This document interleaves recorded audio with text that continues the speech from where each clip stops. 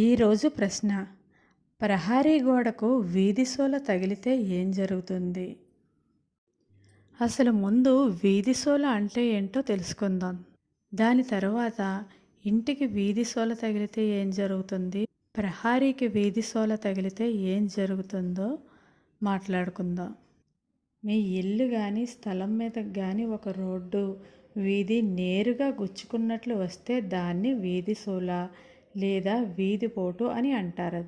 దీన్ని ఇంగ్లీష్లో tea junction hit అని అంటారు. ఉదాహరణకు, మీ ఇంటి ముందు టీ జంక్షన్ ఉంది అనుకోండి.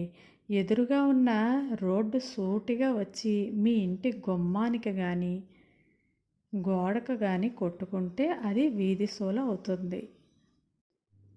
వాస్తు ప్రకారం అయితే రోడ్డు ఏ దిశ నుంచి వస్తుందో దాన్ని బట్టి ఫలితం అయితే మారిపోతుంది.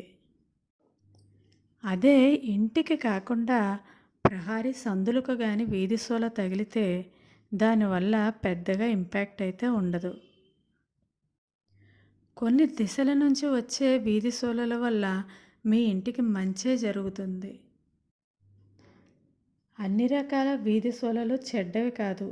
తూర్పు, ఉత్తరం, ఈశాన్యం నుండి వచ్చే వీధి సోలలు అయితే మీకు చాలా మంచిది, ధనలాభం కూడా కలుగుతుంది. ఇంటి ప్రహరీ సందులకు కానీ వీధి సోల తగిలితే ఏ డైరెక్షన్లో తగిలితే మంచిదో, ఏ డైరెక్షన్లో తగిలితే మంచిది కాదో ఇప్పుడు నేను మీకు చెప్తాను. ఇప్పుడు ఫర్ ఎగ్జాంపుల్ ఒక వెస్ట్ ఫేసింగ్ హౌస్ తీసుకుందాం. ఇంటికి అన్ని వైపులా గోడలు ఉంటాయి కదా. ఇది తూర్పు గోడ, పడమర గోడ, ఉత్తరం గోడ, దక్షిణం గోడ అని ఉంటాయి, అవునా? తూర్పు గోడ నుంచి సోల వెళ్తే అది శుభశూల, మంచిదే, పేరు ప్రఖ్యాతలు అన్నీ వస్తాయి.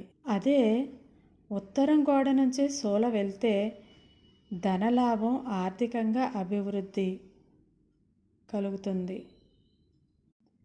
ఉత్తరం గోడకి సోల తగిలితే ఉత్తరం నుంచి డైరెక్ట్గా ఈశాన్యానికి వెళ్ళిందనుకోండి, అది ఇంకా మీకు ఆర్థికంగా పవర్ఫుల్, డబుల్ పాజిటివ్గా ఉంటుంది.